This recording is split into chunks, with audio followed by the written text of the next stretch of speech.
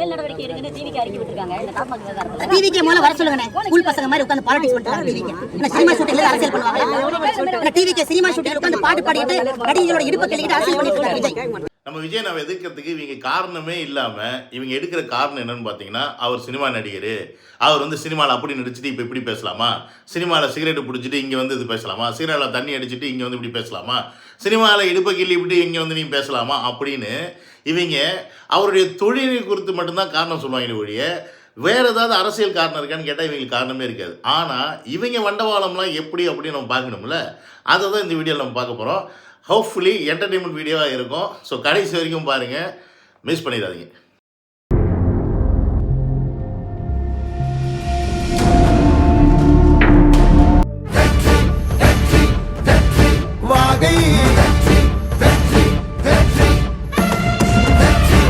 Welcome to Vijay stock and welcome to another video. நம்ம பேஸ் என்னோட சேனலுக்கு யாராவது நீங்கள் ஃபஸ்ட் டைம் வரீங்க அப்படின்னா சப்ஸ்கிரைப் பண்ணிவிட்டு பெல் பட்டனை ப்ரெஸ் பண்ணிடுங்க. நீங்கள் பண்ணுற லைக்கும் ஷேரும் தான் இந்த வீடியோ நல்லா பூஸ்ட் ஆகும்.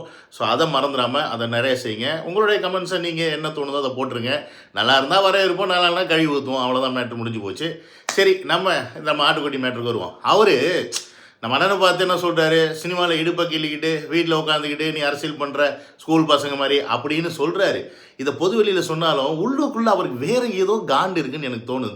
நமக்கும் இந்த மாதிரி ஒரு சான்ஸ் வந்திருக்குமே ஹீரோயின் இடுப்பை கிள்றதுக்கு, ஆனால் அதை நம்ம மிஸ் பண்ணிட்டோமே இந்த அரசியலுக்குள்ளே வந்து அப்படின்ற ஒரு வெறியில் பேசின மாதிரி தான் எனக்கு தோணுது.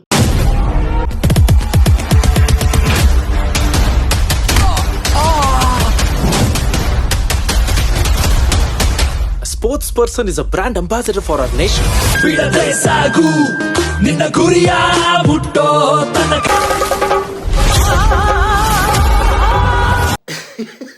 இப்போ நீங்கள் பார்த்துருப்பீங்க, சினிமாவில் நடிச்சுக்கிட்டு சினிமாவில் இருக்கிறவரெலாம் அரசியல் பற்றி பேசலாமா அப்படின்னு சொல்கிற இதே வாய்ங்க தான் என்ன பண்ணுதுங்கன்னா சினிமாவில் நடிக்குதுங்க. இவர் இந்த படம் ரிலீஸ் ஆச்சா அவளே நமக்கு தெரியல. இந்த படத்தை ஸ்டார்ட் பண்ணியிருப்பார் போல இருக்கு. இதில் வந்து அதுக்கப்புறம் இதில் வளர்ந்து நிறையா நம்மளும் டூயட் பாடலாம், இடுப்பை கீழலாம், ரொமான்ஸ் பண்ணலாம்லாம் நினச்சிருப்பார் போல இருக்கு நம்ம அண்ணன் அண்ணாமலை அவர்கள். என்ன பண்ணுறது, அவருக்கு கால கொடுமை கொடுத்து வைக்கலை. இப்படி வந்து அரசியல் காலத்தில் மாற்றிக்கிட்டு நம்ம கும்மி அடிக்க வேண்டியதே இருக்குன்னு மனசுக்குள்ளே குமுறுறது தெரியுது. பட் இருந்தாலும் அந்த குமுறலில் ஒரு நியாயம் வேண்டாமா? அதாவது பொது அறிவுன்னு ஒன்று இருக்குது, புரியுதுங்களா? பாமர மக்களுக்கு இருக்க கூட பொது அறிவு கூட நம்ம அண்ணனுக்கு இல்லை அப்படின்னு சொன்னீங்கன்னா நீங்கள் நம்புவீங்களா?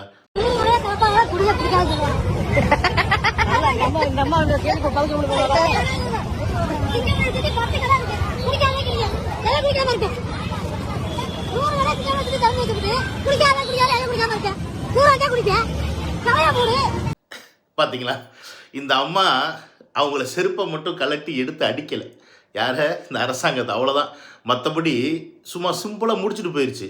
என்ன சொல்லுது, டேய் சாராய கடையை மூடுங்கடா, எவன்டா வந்து குடிப்பான், நீங்கள் திறந்து வச்சுக்கிட்டு குடிக்காதன்னா எப்பட்றா குடிக்காமல் இருப்பாங்கன்னு சொல்லி ஒரு சாதாரண விஷயம் இன்றைக்கி இருக்க ஆளும் அரசியல்வாதிகளுக்கு புரியல அப்படின்னா எப்படி? நம்ம இப்போ டாஸ்மாகை இங்கே மூட சொல்லி போராட்டம் பண்ணுறாங்க, டாஸ்மாகில் ஊழல் நடந்துச்சுன்னு போராட்டம் பண்ணுறீங்க. குஜராத்தில் சாராய கடையில் மூடி இருக்காங்க, ஏன் அப்போ இங்கே மூட முடியாது கேட்டால் இது வந்து மத்திய அரசு ஒத்திய அரசுன்னு வேறு சாக்கு சொல்லுவாங்க. ஆனால் வச்சிருக்கவன் ஃபேக்ட்ரி ஃபுல்லாக பார்த்தீங்கன்னா ஆளும் அரசு. சரி, ஆளும் அரசு வந்து வச்சு நடத்துகிற ஒரு நிறுவனத்தில், அதாவது டாஸ்மாக் கவர்மெண்ட் நிறுவனத்தில் ரைடு விட்டு ஈடி பிடிச்சிருச்சு, 1000 கோடி ஊழல்னு பிடிச்சிருச்சு. அது ஏதோ கையளவு நீரை பிடிச்சிருக்கீங்க, கிட்டத்தட்ட 40-50 கோடிக்கு மேலே போயிருக்குன்னு வச்சுக்கோங்க. ஆனால் அந்த 1000 கோடி ஊழலையும் திசை திருப்புறதுக்கு என்ன பண்ணுறாங்கன்னா, அதிகாரத்தில் இருக்கவங்களே, அதாவது அதிகாரத்தில் இருக்க நீயே என்ன பண்ணுற, போய் போராடுற. சரி, போராட்டமாவது ஒழுங்காக ஒரு இடத்துல பண்ணுறியா? எங்கே ரைடு விட்டுட்டு போனாங்களோ அங்கே போய் நீ போராட்டம் பண்ணி என்னையா பண்ண போகிற? ரைடு விட்டவங்கள பிடிக்க சொல்லி நீ இடி ஆஃபீஸில் போய் போராட்டம் பண்ணணும். அந்த பேசிக் நாலேஜ் கூட இல்லாமல் டாஸ்மாக் அலுவலகத்தை முற்றுகையிட்டு நீ அங்கே போய் போராட்டம் பண்ணி என்ன சாதிக்க வந்த நீ? இவங்களுக்குள்ள ஒரே ஒரு அஜெண்டா என்ன தெரியுமா? நம்ம வந்து ஏதாவது ஒன்று பண்ணணும். இப்போ இந்த திசை திருப்பணும் அப்படின்னா அவங்களுக்கு கிடைச்ச ஒரு டூல் டிவிக்கு, போடுறா தாக்குறாங்க. அப்போ தாக்குறதுக்கு என்ன பண்ணலாம், நீ இந்த மாதிரி ஒரு 2 கேள்வி கேளு, நான் போராட்டம் பண்ணிட்டு வருவேன், நான் அடிச்சு விட்றேன், 2-3 நாளைக்கு இதுதான் டாப்பிக்காக போகும். அண்ணாமலை இப்படி பேசிட்டாரு, அண்ணாமலை இப்படி சொல்லிட்டாரு, அண்ணாமலை விஜய் அசிங்கப்படுத்திட்டார் அப்படின்னு இதே தான் ஓட்டுவாங்களே ஒழிய இந்த 1000 கோடியே மறந்துடுவாங்க. நம்ம முட்டாள் மக்களுக்கு அவ்வளோதான். சுவாரஸ்யமான நியூஸ் தேவையை தவிர உண்மையான நியூஸ் தேவையில்லை. நம்ம என்ன பண்ணுறோம் அப்படின்ற புரிதல் அவங்களுக்கு கிடையாது. நம்ம விஜயை பி டீம்னு சொல்லிட்டோம் அப்படின்னா இன்னுமே எல்லா மீடியாவும் பி டீம்னு விஜயை கார்னர் பண்ணுவாங்க. ஆனால் நம்மளை விட்டுருவாங்க அப்படின்ற ஒரு மெத்தனை போக்கு தான். ஏன்னு கேட்டிங்கன்னா நம்ம சொல்கிற மாதிரி இவங்க பி டீம்லாம் கிடையாது. இவங்க 2 பேருமே கூட்டுக்கலவாணி தான். இதில் என்ன பி டீம் ஏ டீமு. தளபதி சொன்ன மாதிரி அது வந்து பாசிசம், இது வந்து பாயாசம்.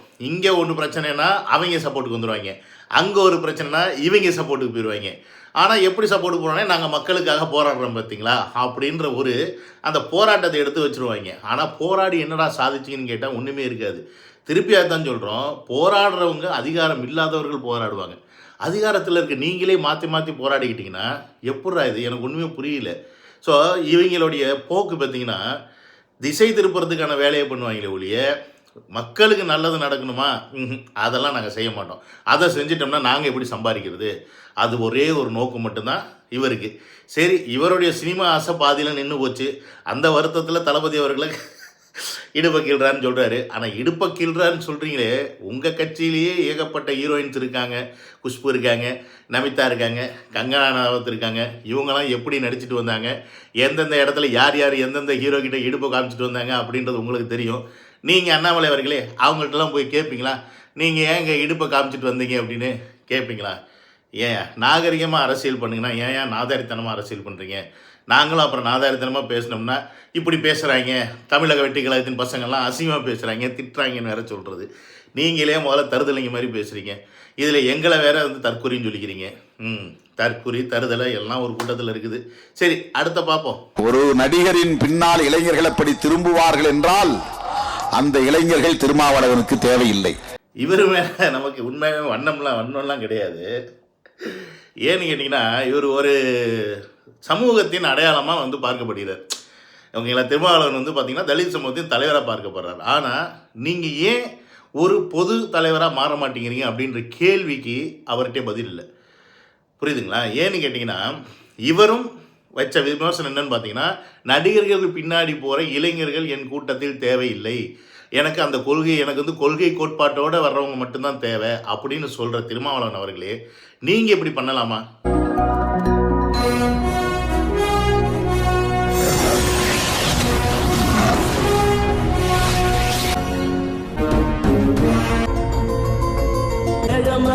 பார்த்தீங்களா? இவரும் நடிச்சுட்டு தான் வர்றாரு. எல்லாருமே சினிமாவில் வந்து உங்கள் முகத்தை காமிச்சு மக்கள்கிட்ட நீங்கள் தெரியணும் அப்படின்றதுக்காக மெனக்கெட்டுறீங்க. அதில் செய்னாவலைன்னு சொல்லிட்டு கடைசியில் அரசியலில் புகுந்து ஏதோ ஒரு அட்ராசிட்டி பண்ணிகிட்டு இருக்கீங்க. நம்ம மக்களும் இத்தனை வருஷம் ஆப்ஷன் எதுவுமே இல்லாமல் ஏ இல்லைனா பி இல்லைனா ஏ அப்படின்ற மாற்றி மாற்றி போட்டுக்கிட்டு இருந்தாங்க. சின்னு ஒரு ஆப்ஷன் எப்போ வந்தாலுமே அது குட்டையை குழப்பி அவங்கள கவுத்து கடைசியில் அந்த சிவை உங்கள் ஏ கூடயோ இல்லை பி கூடயோ ஒட்ட வைப்பீங்களே ஒழிய அந்த சியை தனியாக நிற்க விட மாட்டீங்க.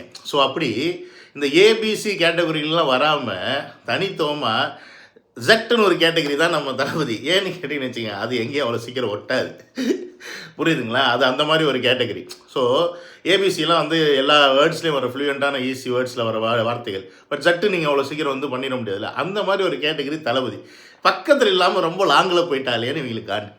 அதனால் எதை வச்சு டார்கெட் பண்ணுறது?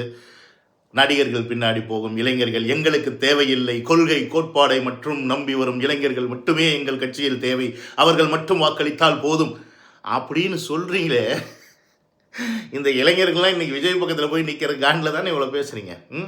அப்புறம் எதுக்கு நீங்களாம் போய் சினிமாவில் நடிச்சிங்க? சரி, சினிமாவில் நடித்தா பரவாயில்ல, தலைவர் இப்போ இன்னொன்று பண்ணியிருக்காரு பாருங்க.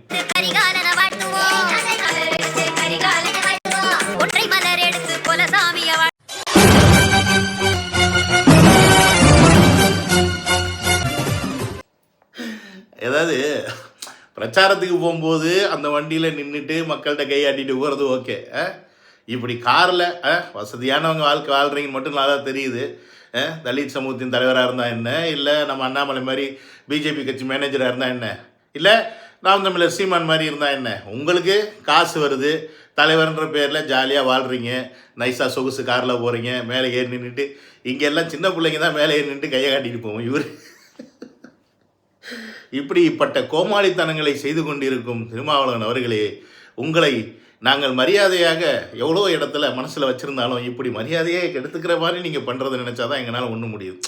ஏன்னு கேட்டிங்கன்னா, எங்களுக்கு அதிகாரம் வேணும், நாங்களும் இந்த சமூகத்தில் இருக்கோம், எங்கள் வாக்கு மட்டும் வேணுமா, எங்கள் எல்லா இடத்துக்கும் வேணுமா, எல்லா இடத்துலையும் நாங்கள் போய் பிரச்சாரம் பண்ணணுமான்னு மட்டும் கேட்க தெரிகிற திருமாவளவன் அவர்களுக்கு ஒரு நல்ல வாய்ப்பு ஒன்று வந்துச்சு, அதை மிஸ் பண்ணிட்டார். திமுக ஆட்சிக்கு வந்தால் கூட்டணி ஆட்சி உண்டா இல்லையா? அதற்கு திமுக தரப்பில் சொன்ன பதில், அந்த பேச்சுக்கே இடமில்லை. கூட்டணியில் சேர வேண்டும், ஓட்டு கேட்க வேண்டும், தமிழ்நாடு முழுவதும் 234 தொகுதிகளிலும் பிரச்சாரம் செய்ய வேண்டும். இவை எல்லாம் செய்வதற்கு கூட்டணி கட்சிகள் வேண்டும். தேர்தலில் வெற்றி பெற்றால் ஆட்சியில் அவர்கள் மட்டும்தான். இதுதான் ஜனநாயகமா? நத்தி பிழைக்க வேண்டும், பிறரை நத்தி பிழைக்க வேண்டும் என்று எண்ணி இருந்தால் நாங்கள் காத்து கிடக்கலாம், நாங்கள் பொறுத்திருக்கலாம். யாரும் எங்களை அழைக்கவில்லை என்பதால் அல்ல, நாங்கள் இப்படிப்பட்ட கண்ணாடி விரியன்களோடும் கட்டு விரியன்களோடும் நல்ல பாம்புகளோடும் மதவெறி பிடித்த சாதிவெறி பிடித்த இந்த கொடூர நஞ்சு படைத்த பாம்புகளோடு அணி சேர விரும்பவில்லை. திராவிட முன்னேற்ற கழகத்தோடு இணைந்து நின்றால்தான் இந்த பிற்போக்கு சக்திகளை முறியடிக்க முடியும். இதுதான் விடுதலை சிறுத்தைகளின் அரசியல் உத்தி, இதுதான் விடுதலை சிறுத்தைகளின் அரசியல் நிலைப்பாடு. பாத்தீங்களா? இப்ப இதுல என்ன சொல்றாருன்னா, நாங்க கஷ்டப்படுறோம் ஆனா எங்களுக்கு இல்லையா அப்படின்னு சொல்லி கேட்குறீங்க. ஆதங்கம். அப்படி ஒரு ஆப்பர்ச்சுனிட்டி தானே தமிழக வெற்றி கழகத்தின் தலைவர் விஜய் அவர்கள் உங்களுக்கு கொடுத்துருக்காரு. ஆட்சியிலும் பங்கு, அதிகாரத்திலும் பங்கு. நீங்கள் அந்த நொங்கு வேணான்னு சொல்லிட்டு போயிட்டு பங்குன்னு யார்கிட்டே வாங்கினீங்கன்னா அதுக்கு நாங்கள் எப்படி பொறுப்பாக முடியும்? பொறுப்பாக முடியாதுல்ல. ஒருத்தர் ஆப்ஷனோடு வர்றாரு, அப்போ உங்ககிட்ட மிகப்பெரிய வலிமை இருக்குன்னு நீங்கள் நம்புறீங்க. ஏன் அப்போ அந்த அடிமை கூட்டத்தில் நீங்கள் அந்த கூடாரத்தில் போய் அடிமையாகவே இருக்கிறீங்க? வெளில வரணும்ல. அப்போ நீங்கள் இளைஞர்களை கொள்கை கோட்பாடு பின்னாடி உங்கள் பின்னாடி வரணும்னு நீங்கள் ஆசைப்படுறீங்க அப்படின்னா, அந்த கொள்கை கோட்பாட்டில் நீங்கள் ஸ்ட்ராங்காக இருக்கீங்களா அப்படின்னு கேட்டால் இல்லையே. சந்தர்ப்பம் இல்லாமல் நீங்கள் ஏதோ ஒரு கட்சியில் போய் சேர்ந்தீங்க, இந்தியாவில் அங்கெல்லாம் இங்கெங்கே சேர்ந்தீங்க. அதிகாரம் வேணும்னு தானே விஜயகாந்த் அவர்களை தலைமையை ஏற்றுக்கிட்டு மக்கள் நல கூட்டணிலாம் ஒன்று ஆரம்பிச்சிங்க. இல்லை அதிகாரம் வேணும்னு ஆரம்பிச்சிங்களா, இல்லை மொத்தமாக அவர் அழிக்கணும்னு ஆரம்பிச்சிங்களா? ஸோ ரெண்டாவது ஆப்ஷன் தான் நடந்துச்சு, மொத்தமாக அழிச்சிட்டிங்க. ஸோ இங்கே அது நடக்கலை உங்கள்கிட்ட. ஸோ இங்கே தளபதி அவர்கள்ட்ட உங்களுக்கு அந்த காரியம் நடக்கலை. ஸோ அதனால் நீங்கள் என்ன பண்ணுறீங்கன்னா, இன்னும் ஒட்டி கொண்டு இருக்கிறீர்கள். எதுக்கு? அந்த 1 சீட்டு 2 சீட்டுக்காவா? அதை விட நீங்கள் அதிகாரத்தை பெற்று உங்கள் மக்களுக்கு நல்லது செய்யலாமே. அப்போ மக்களுக்கு நல்லது செய்யணுன்ற எண்ணம்லாம் கிடையாது. நமக்கு தேவை ஆட்சி அதிகாரம், நம்ம திமுகவோட அடிமை, அவங்க கொத்தடிமையாக இருந்து அவங்களுக்கு சம்பாரிச்சு கொடுக்கணும், அந்த குடும்பத்தோட ஐக்கியமாக இருக்கணும், அவ்வளோதானே. ஸோ பார்த்துக்குங்க இளைஞர்களே, இதுதான் தலைவர்களுடைய உண்மையான முகம். இதே தளபதி அவர்கள் படத்தில் நடித்து கொண்டிருக்கும் நடிகர், நான் சினிமாவை முடித்துவிட்டு முழு நேர அரசியல் சேவை செய்ய வருகிறேன்றார். ஆனால் இவங்கெல்லாம் அரசியலில் இருந்துக்கிட்டு தன்னுடைய முகம் தெரியணுன்றதுக்காக படம் நடித்தவர்கள்.